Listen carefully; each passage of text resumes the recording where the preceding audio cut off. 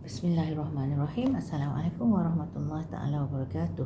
Semua pelajar-pelajar tingkatan 2 yang menonton video ini, tahniah kerana menonton dan insya-Allah awak dapat pahala Dan insya-Allah dengan usaha awak untuk belajar kita berusaha, insya-Allah Allah bagi ilmu yang kita nak tu.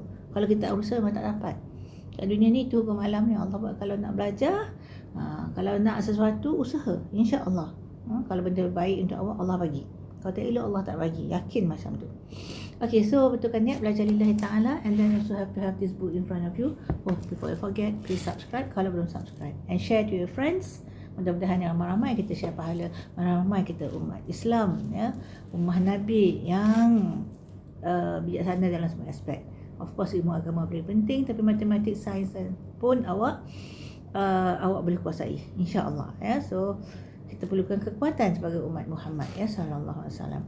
Okey, kita di dalam bab 8 buku teks ni, and then kita di muka surat 192 tu kita dah habis tentang pelocok. Saya terangkan tentang bagaimana wujudnya tekanan atmosfera.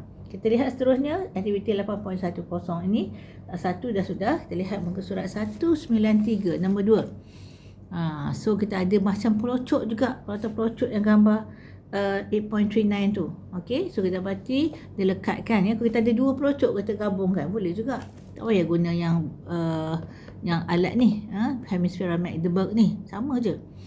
Okey, dalam yang kedua ni aktiviti dia rapatkan kedua-dua hemisfera Magdeburg, nama hemisfera ni. Kalau tak ada, ambil pelocok dua, gabungkan. Kalau tak ada, ambil yang lekat yang lekat kat cermin kereta tu kan, sometimes untuk cangkukkan langsir yang hitam tu kan. Itu pun lekat dua pun boleh buat. Dan putarkan skru untuk mengeluarkan udara dalamnya. Tapi sebab Magdeburg ni dia keras, so kena ada skru. Kalau yang dekat cermin, penyangkut kat cermin tu, yang plastik tu, dia lembut. Apa boleh buat? Cuba tarik dan pisahkan kedua-dua hemisfera itu. Okey, bolehkah anda melakukan? Kalau dah ketat dengan skru, kita keluarkan semua udara.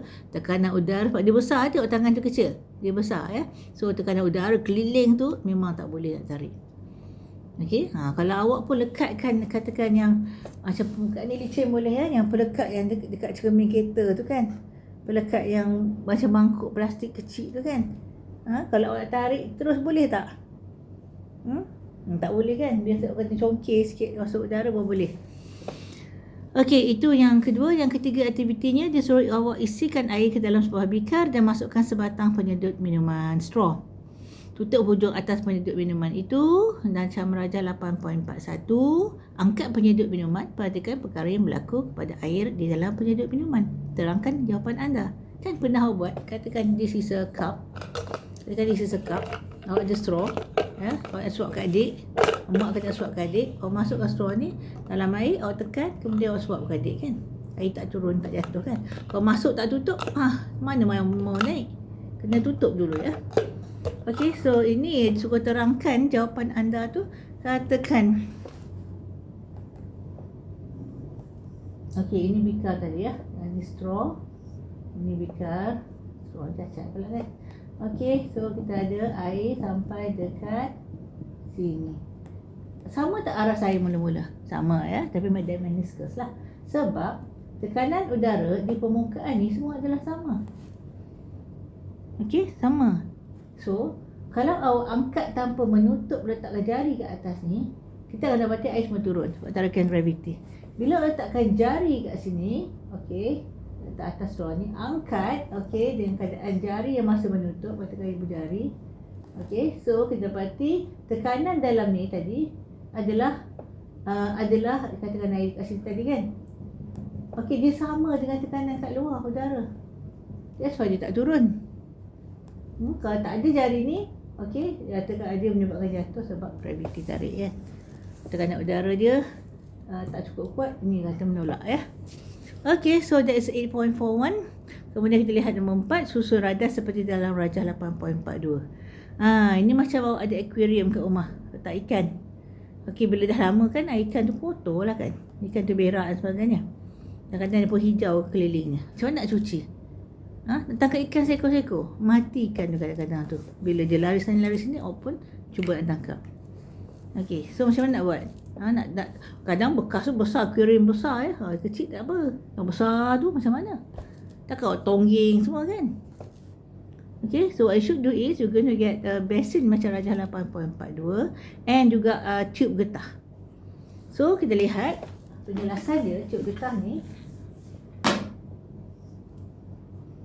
Okay, kita ada tube getah, dia kena ke bawah tau. Gemuk pula tube getah tiba ya. Okay, so kita berarti air ni sampai sini. Air ni sampai sini. Okey, kalau tarik tube getah ni memanglah dia akan air kita keluar kan. Awak nak suruh air keluar kat sini. So macam mana? Okey, biasa kadang-kadang dekat saya ingat masa kecil-kecil pun tak tahu ya, masa mandi kolah dekat rumah nenek dulu saya pun sedut kan tersedak masuk hidung, aduh sakit. Okey, the best is actually you letakkan jari awak dalam tangan awak, jari kat sini. Bila jari kat sini, kita akan dapati tadi tekanan sini sama, tekanan sini sama, tekanan sini sama. Okey, so bila ini dijatuhkan rendah, what happen is kita akan dapati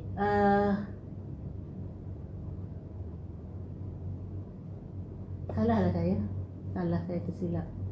Okey, again, sorry. Overconfident ni terus terangkan. Okey, macam ni memang air tak masuk kan sebab air kat sini je. Betul tak? Okey, what you need to do is ambil ini, keluarkan, biarkan kosong. Okey, ni panjang ni, benda ni sepanjang ni. Okey, masukkan air. So dia penuh air. Penuh air dalam ni. Masuk air. Kemudian dengan guna jari tadi, masukkan dalam ini dengan keadaan tadi air dia dah penuh kan sini tadi. Pindahkan ke sini. Mula-mula kosong ya. Penuh. Bila air ni penuh, okey. Tarik jari awak. Apa jadi? Tarik jari awak.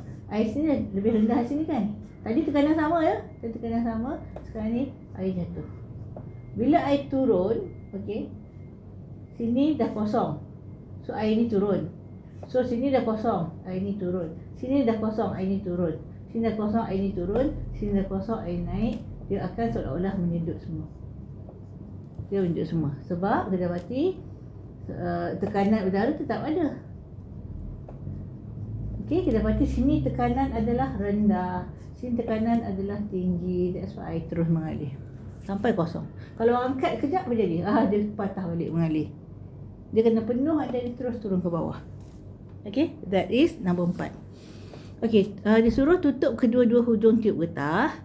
Kemudian masukkan salah satu hujung tiub getah ke dalam air dan masuk yang satu lagi diletakkan pada aras yang lebih rendah di luar besin. Tapi dengan syarat tiub getah tu kena isi air dululah. Perhatikan perkara yang berlaku kepada air di dalam besin. Apakah yang berlaku jika kedua-dua hujung tiub berada pada aras yang sama? Bila aras sama, dia kat sini dia katakan panjang lah kan. Sampai kat sini je. Katakan. Okey, so kita akan dapati sama tekanan. Bersama tekanan, air silap patah balik. Kalau angkat tinggi sikit. Kalau tidak sama, tak boleh turun. Dia berhenti ya. Dia buat slowly sampai dia berhenti. Nak tengok air patah balik, naik atas. Bila sama dia berhenti, tarik bawah. Dan dia turun. Okey, so nombor 5. Masukkan picagari ke dalam gelas air. Yang bagi shrink, bagi ubat ke adik tu. Tolak omboh ke atas, perhatikan perkara berlaku. So kalau ada syringe ni,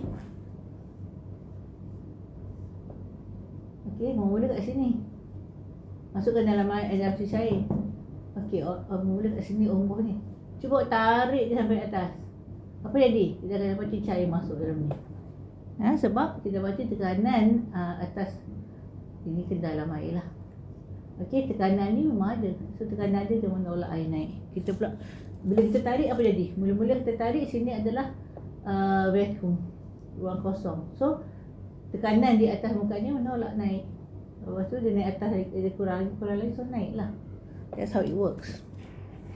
Okay, so nombor 6, caburkan cebisan-cebisan kertas di atas lantai. Kemudian sedut cebisan-cebisan kertas itu dengan pembersih vacuum. Bila vacuum apa maksudnya? Bila pasang tu boleh tu kan. Sebab dia sedut, dia dah tak ada udara dalam tu. Okey, tak ada udara dalam tu sebab tolak ke belakang. Kalau tak ada, dia sedutlah yang depan. So tekanan di dalam vacuum dah rendah bandingan atmosfera, dia tarik. So, perhatikan apa yang berlaku, bagaimanakah pembersih vacuum berfungsi. Ya, sebab perbezaan tekanan udara jugalah ni. Kita lihat daripada aktiviti 1 sebab berbeza tekanan udara di luar pam sedut ataupun pelocok tu dengan di dalam. Nombor 2 pun hemisfera Magdeburg ni tekanan di luar lebih tinggi daripada dalam sebab dalam dah buang udara. Ketiganya pun tekanan udara dah sama, that's why boleh bawa keluar. Okey, nombor 4 tekanan berbeza, di bawah ni tekanan rendah, ni tinggi, so air naik. Nombor 5 tekanan rendah dalam ni, air yang luar tinggi dia naik. Nombor 6 ialah tekanan rendah dalam vacuum dia tarik ya. So disuruh terangkan semua pemerhatian di atas dengan menggunakan rajah berlabel yang menunjukkan tindakan tekanan atmosfera. Kalau Tara nak lukis rajah, lukis. Okey, lihat page 194.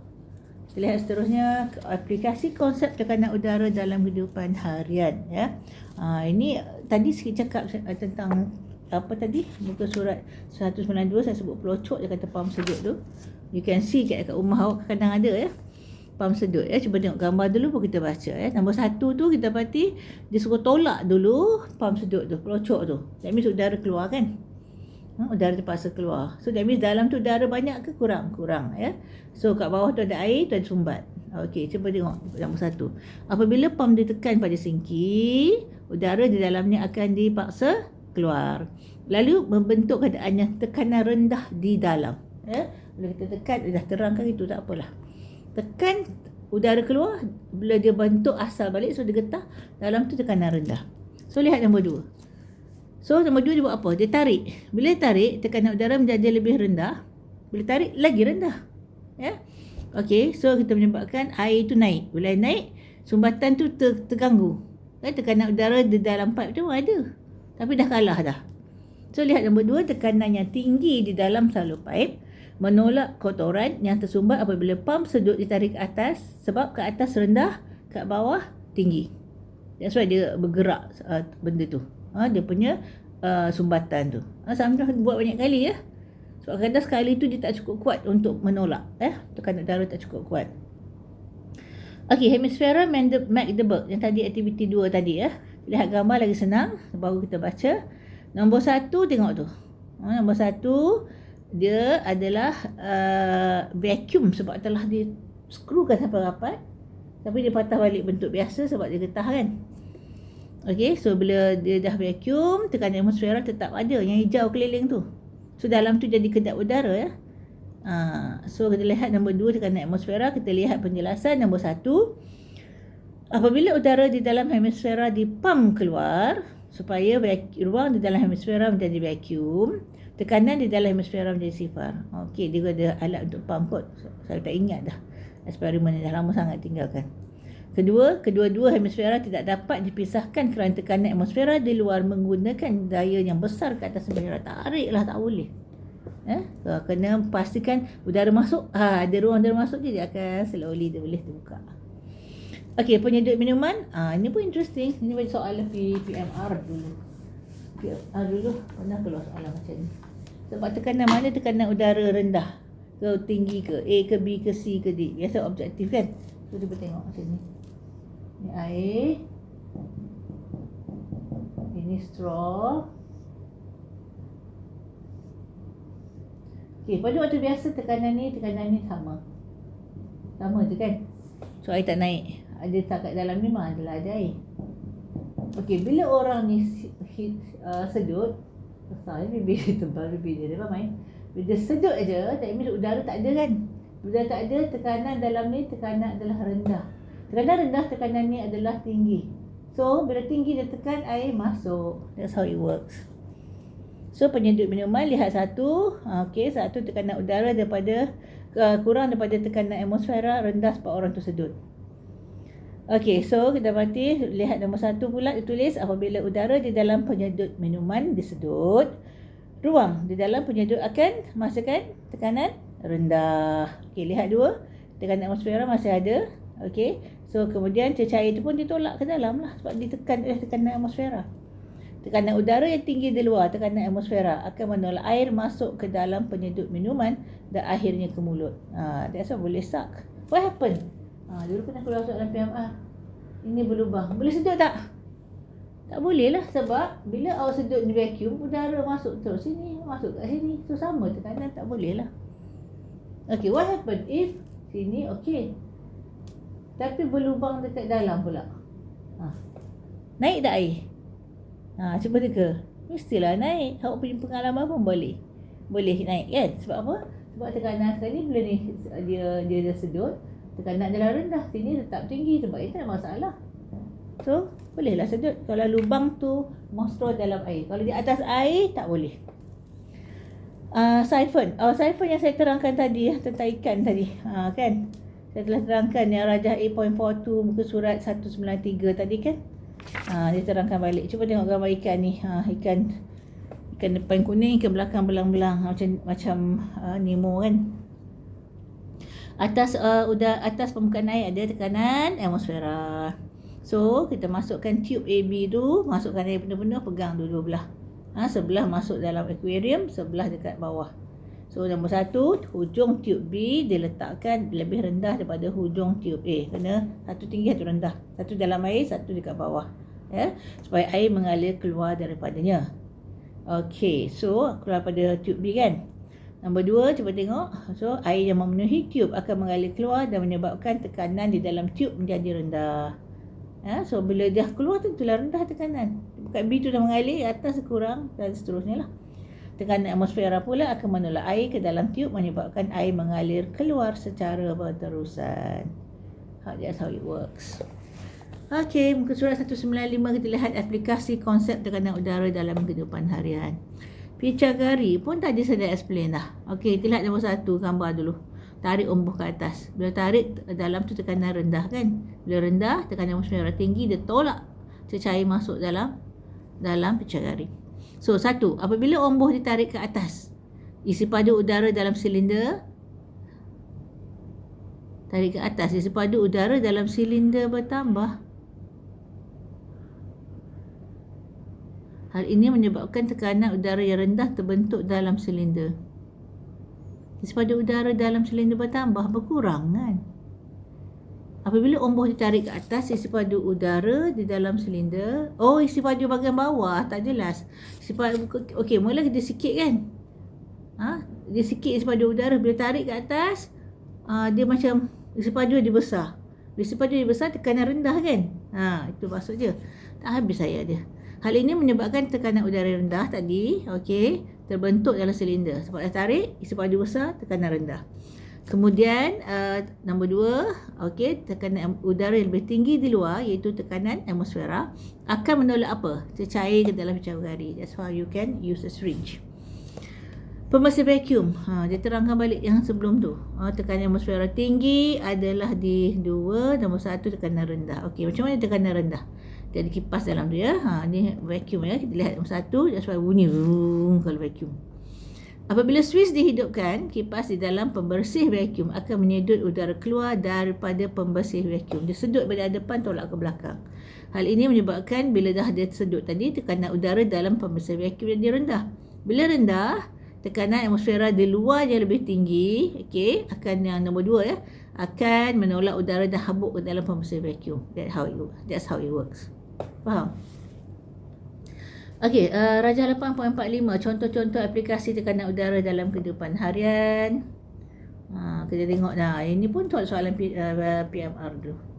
Okey, budak ni kata, budak baju purple ni kata, soft purple ni, ibu bagaimana hendak keluarkan susu pekat ini dengan mudah? Sebab dia buat susu pekat tu, tengok gambar, satu lubang aja. I think you've experienced ni. Kalau satu lubang je tuang, mula keluar lepas tu berhenti. Kejap dia keluar apa sikit je. So what the mother said, tebuk satu lagi lubang di atas tin susu pekat itu supaya udara boleh masuk melalui lubang kedua. So bila kita tuang, okey, sini ada lubang. Okey, sini kan ada tebuk satu lagi kan. Mula tebuk satu dia tak keluar, dia keluar sikit, kemudian dah tak keluar dah. Bila tebuk sini, okey, tebuk sini, dua tempat. Yang ini keluar, udara masuk ke atas. So kita berarti untuk menyeimbangkan kita kena udara di dalam dengan di luar. So itu jawapan mak dia. Mak dia pun cikgu sains kot, dia tak faham lah. Ataupun yang terpelajar yang pernah belajar dia tahu. Dia tahu ya. Tapi bukan semua orang tak belajar tu tak pandai. Sometimes zaman dulu setengah orang tak ada peluang, keluarga miskin dan sebagainya, tak dapat nak pergi sekolah, tolong mak, tolong ayah contohnya. Jangan pandai rendahkan orang. Kalau awak ada otak Allah bagi, awak pandai pun sebenarnya Allah bagi, bukan awak punya sendiri nak. Allah boleh tarik anytime. Accident ke kanser kat otak tu, na'udzubillah. Ataupun awak lebih pandai daripada mak awak sebab apa? Awak belajar lebih tinggi. Mak awak tak pandai tu. Kadang-kadang aku tanya dia punya sejarah, mungkin dulu ayah mati masa dia kecil, mak dia terpaksa buat kerja-kerja yang simple-simple untuk membesarkan, beri makan dia dan adik-adik, so tak dapat belajar. Ataupun sometimes adanya mak ayah meninggal, abang kakak yang besar tu yang tak berhenti belajar, terus kerja, tak bantu adik-adik, nak bagi makan. So janganlah kita sekali-sekali sombong dan bongkak. Jangan lupa tentang jasa orang-orang keliling kita, terutama ibu ayah dan anak dan adik-beradik kita. Okay, look at gambar sebelah. Okay, so dapati tekanan udara rendah dalam tin sebab dah tuang air. Tekanan udara atmosfera yang tinggi di luar tin, so tak boleh keluar lah. So tin susu pekat dengan satu lubang. Susu tidak mudah mengalir keluar akibat tekanan udara yang tinggi di luar tin kat dalam rendah. Sebab dah keluar dah rendah, dalam tu yang luar tu tinggi, so tolak masuk. Okey, bila kita buat lubang kecil kat atas, gambar bawah, tekanan udara dalam dan di luar tin adalah sama. So susu mengalir keluar akibat tarikan graviti. Dah sama dah, bolehlah keluar. Okey, tin susu pekat dengan dua lubang, susu mudah mengalir keluar kerana tekanan udara di dalam dan di luar tin adalah sama. So that's 195. Kita lihat berkaitan altitude dengan tekanan atmosfera. Apa altitude? Dia tak tahu. Ketinggian. Altitude kalau tak tahu, tulis somewhere. Kalau punya buku pinjaman, tulis somewhere. Ataupun masukkan dalam ni, altitude adalah ketinggian. Tengah cakap altitude, tengah cakap altitude, mana-mana boleh. Dengan tekanan atmosfera. Okey, tahukah anda tekanan atmosfera bergantung pada altitude?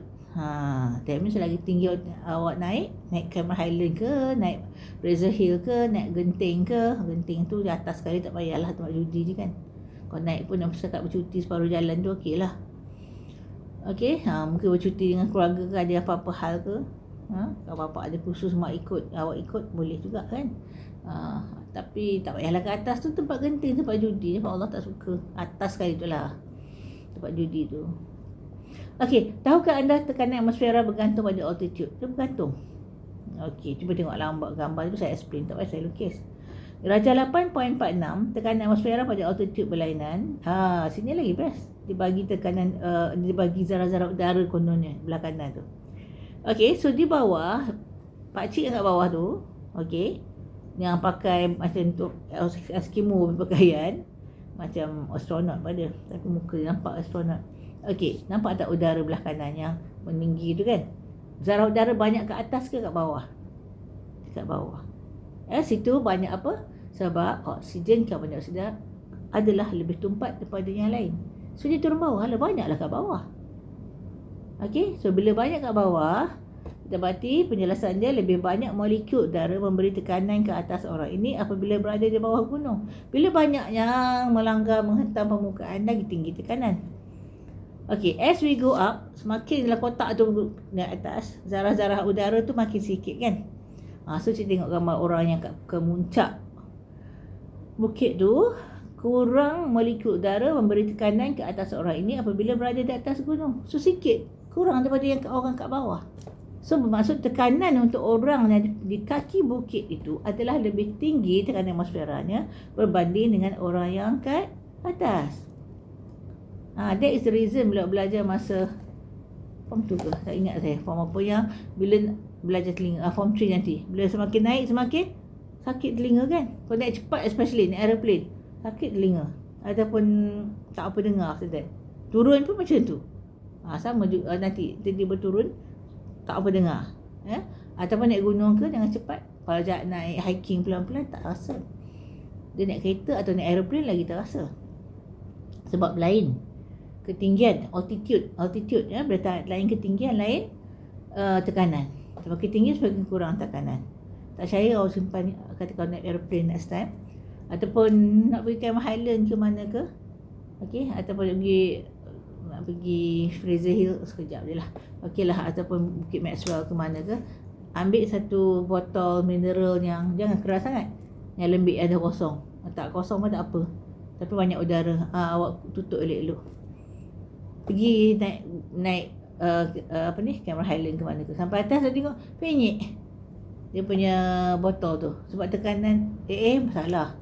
Dia atas turun bawah yang dia akan penyek. Okey, kena naik ke atas dia akan jadi kembung lebih.